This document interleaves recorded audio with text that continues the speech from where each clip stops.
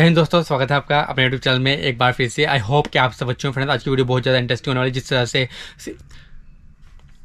फ़लस्तीन और इजराइल की लड़ाई चली, उसी के ऊपर जो है प्रज्ञा मैम का एनालाइज आया। बहुत अच्छा एनालाइज किया है उन्होंने, तो इस वीडियो को देख लेते हैं, बाद में वीडियो के बारे में हम बात करेंगे। नमस्कार दोस्तों, इजराइल अब तीन तरफ से फंस गया है। एक तरफ गाजा के छोर से हमास हमला बोल रहा है, दूसरी तरफ लेबनान से हिजबुल्लाह ने इजराइल पर गोले दागे हैं, तीसरी तरफ इजराइल ने सीरिया के एयरपोर्ट्स पर मिसाइल दागकर एक दुश्मन और बना लिया है। दोस्तों, आज की मौजूदा स्थिति में इजराइल तीन देशों से युद्ध लड़ रहा है। पहला फिलिस्तीन, दूसरा लेबनान और तीसरा सीरिया। अब बीच लड़ाई में भारत ने भी फिलिस्तीन का समर्थन कर दिया है। किसी भी समय युद्ध में अब ईरान की एंट्री हो सकती है, और अगर ईरान की एंट्री हो गई तो फिर ना चाहते हुए भी अपनी रक्षा के लिए जॉर्डन, टर्की और इजिप्ट को भी इसमें कूदना पड़ेगा। और खाड़ी देश जब इजराइल के खिलाफ एक हो जाएंगे तो इजराइल में हवा भरने वाले अमेरिका और उसके मित्र देशों को इजराइल के समर्थन में खड़ा होना पड़ेगा।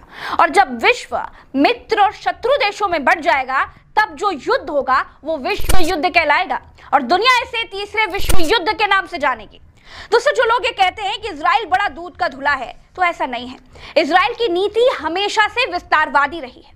पहले भड़काओ, उकसाओ, फिलिस्तीनियों को डराओ, धमकाओ, उसके बाद अगर फिलिस्तीनी रिएक्ट करें तो फिर हमला बोल करके उनसे उनकी जमीन हड़प जाओ। शुरू से लेकर के अब तक का आप इतिहास अगर पढ़ेंगे, देखेंगे, तो आपको बिल्कुल यही वाला पैटर्न मिलेगा। दोस्तों, अब सीरिया को ही आप ले लीजिए। सीरिया तो इजराइल के खिलाफ युद्ध लड़ नहीं रहा था, लेकिन इजराइल ने क्या किया?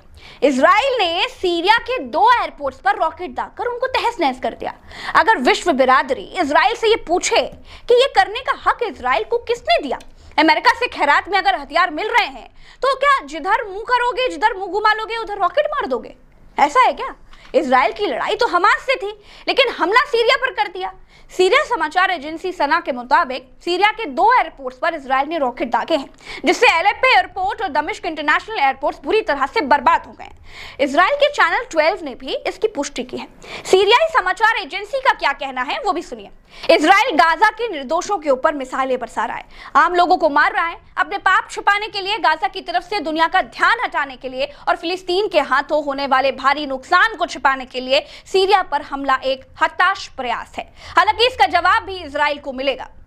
दोस्तों, इसी बीच भारत ने भी फिलिस्तीन को लेकर के अपना स्टैंड बिल्कुल क्लियर कर दिया है। भारत के विदेश मंत्रालय ने कहा है कि भारत का स्टैंड बिल्कुल क्लियर है कि वो किसी तरह की आतंकवाद का समर्थन नहीं करेगा।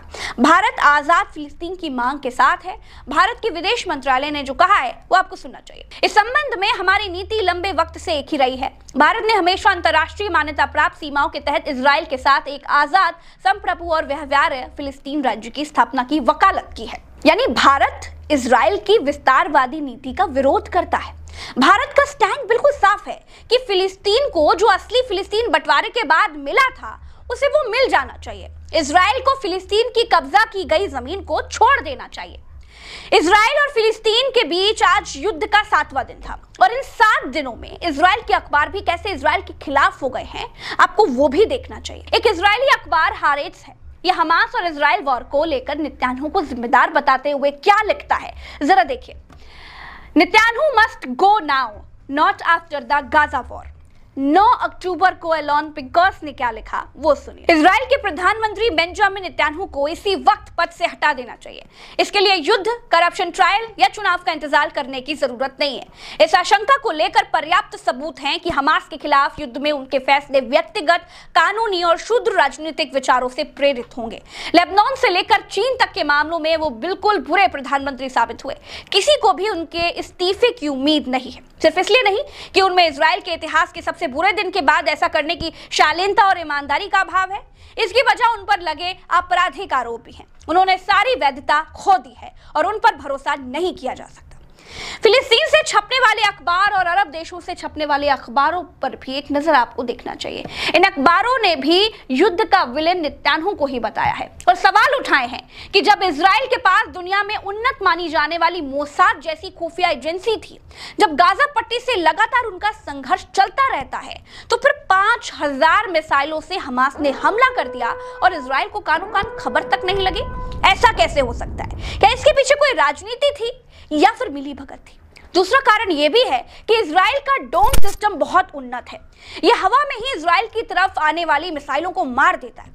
दोस्तों आपको जानकर हैरानी होगी कि इजराइल अपने डोम सिस्टम पर इतना खर्च करता है जितनी फिलिस्तीन की जीडीपी भी नहीं होगी। तो फिर उस रात सिस्टम ने मिसाइलों को ही हवा में क्यों नहीं मारा? ये सिस्टम फेलियर था या फिर जानबूझकर इजराइल पर मिसाइलें गिरने दी गई, जिससे दुनिया के सामने गाजा पर कब्जा करने की नीति को बिल्कुल ठीक ठहराया जा सके और गाजा को छीनने का मौका भी मिल जाए। तमाम तरह के सवाल नेतन्याहू के खिलाफ उठ रहे हैं। अब सवाल यह भी है कि नेतन्याहू अगर इतने महान प्रधानमंत्री हैं तो फिर वो गाजा के निर्दोष लोगों को बिजली, पानी और इंटरनेट की सेवा क्यों नहीं दे रहे? उनके लिए बिजली, पानी और इंटरनेट की सेवा क्यों काट दे रहे हैं? गाजा की तरफ मौजूद इंटरनेशनल मीडिया के रिपोर्टर कोई रिपोर्ट तक फाइल नहीं कर पा रहे। इजराइल की तरफ तो फेक न्यूज की बाढ़ है, ऐसी बाढ़ है कि अमेरिका के राष्ट्रपति तक हमास की फेक न्यूज फैला रहे हैं। दोस्तों दरअसल हुआ ये कि 11 अक्टूबर को अमेरिका के राष्ट्रपति जो बाइडेन ने यहूदी लोगों को संबोधित किया। इस दौरान उन्होंने एक ऐसी बात कही जिसे लेकर हमास ने तुरंत प्रतिक्रिया दी और फिर इस पर अमेरिका को सफाई तक देनी पड़ गई। दरअसल जो बाइडेन ने कहा कि हमास का हमला बहुत क्रूरता वाला था, आतंकियों ने बच्चों तक को नहीं बख्शा और उनके सिर कलप कर दिए। बाइडेन के इस बयान पर कुछ घंटे बाद ही हमास का भी बयान आ गया और फिर अमेरिका को सफाई देनी पड़ गई। अमेरिका ने सफाई में क्या कहा वो सुनिए। अमेरिका ने सफाई में कहा कि बाइडेन ने नेतन्याहू के प्रवक्ता के दावों के आधार पर बच्चों पर हुए अत्याचार को लेकर के बात कह दी थी। तो अब आप समझिए कि इजराइल और फिलिस्तीन के युद्ध में दुनिया के आगे फेक न्यूज से कैसे धूल झोंकी जा रही है। अमेरिका जैसे देश दुनिया के सबसे बड़े मंचों पर खड़े होकर के झूठ बोल रहा है और जब पकड़े जा रहे हैं तो सफाई दे रहे हैं। हमास ने कैसे इसका विरोध किया वो भी आप देखिए। हमास ने बाइडेन के झूठ पर अमेरिका से क्या पूछा वो भी सुनिए। हमास के राजनीतिक ब्यूरो के सदस्य इज्जत अल रिश्क का बयान क्या है जरा देखिए। कुछ पश्चिमी मीडिया संस्थान हमारे फिलिस्तीनी नागरिकों के प्रतिरोध के बारे में इजराइल द्वारा रचा गया झूठ फैला रहे हैं। उन्होंने हमास को बदनाम करने के लिए बिना किसी सबूत पेश किए यह दावा कर दिया कि फिलिस्तीनी लोगों ने बच्चों के सिर काट दिए और महिलाओं पर भी हमला किया।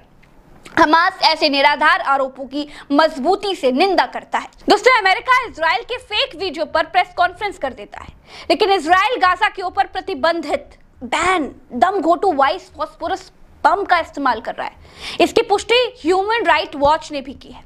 अब इस पर अमेरिका का मुंह नहीं खुलता है, अमेरिका के मुंह पर ताला लगा हुआ है। तो कुल मिलाकर अमेरिका और इजराइल दोनों गाजा के ऊपर कब्जा चाहते हैं। ये कब्जा बिना युद्ध के हो नहीं सकता था और युद्ध के लिए कोई कारण चाहिए था और युद्ध बिना उकसावे के और दूसरे की कार्रवाई को नजरअंदाज किए बिना हो नहीं सकता था। वरना ऐसे कैसे हो सकता है कि 5000 मिसाइलें दागी गई, कहां से लाई गई, कहां रखी गई, कहां से चलाई गई, किसी को कुछ अता पता ही ना चले। ना मोसाद को, ना CIA को।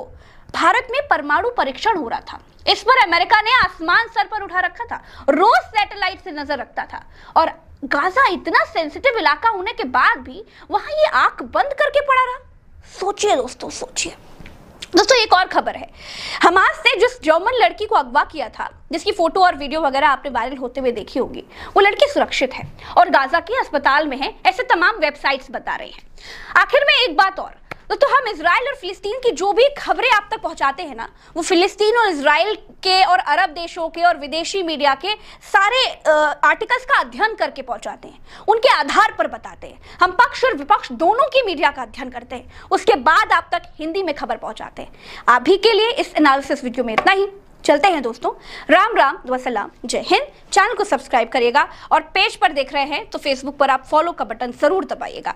आप ही हमारी इंटरेस्टिंग वीडियो थी, पूरा खोल कर रख दिया उन्होंने प्रज्ञा मैम ने कि क्या किस तरह से लड़ाई हो रही है उनकी इजराइल की और फिलिस्तीन की। इजराइल जो था वहाँ पे बिल्कुल थोड़ा सा कब्जा था, किसी अब से 60-70 साल पहले धीरे धीरे करता करता उनको उकसाता है, वो उनसे भी रिएक्ट करते हैं तो उन्हें मारता है, फिर उनके धीरे धीरे उनकी जमीन कब्जा जाता रहता है। ऐसे करते करते लगभग पूरे फिलिस्तीन पे जो है इजराइल का कब्जा हो चुका है, बस फिलिस्तीन अब थोड़ा सा बचा हुआ। तो ये उसकी नीति है, क्योंकि उसके हथियार है, ऑटोमेटिक हथियार है, पावरफुल कंट्री है, तो ये है। फिलिस्तीन के पास कुछ भी नहीं है, तो इसलिए उसको मार मार के उसको मतलब पूरा हथियार लिया। जबकि इसके आसपास की कंट्री है ना, जो जॉर्डन हो गई और लेबनान हो गई, ये काफ़ी रिच कंट्री हैं, पर यह है कि टेक्नोलॉजी बिल्कुल फुस है, तो इसलिए कुछ नहीं कर पा रहे हैं। वरना अगर इनके पास ही पावर होती तो अभी तक ये हमला कर देते उसके ऊपर, बट ये कि उन्हें पता ना उसके बाद एटॉमिक बम है तो हम कुछ नहीं कर सकते।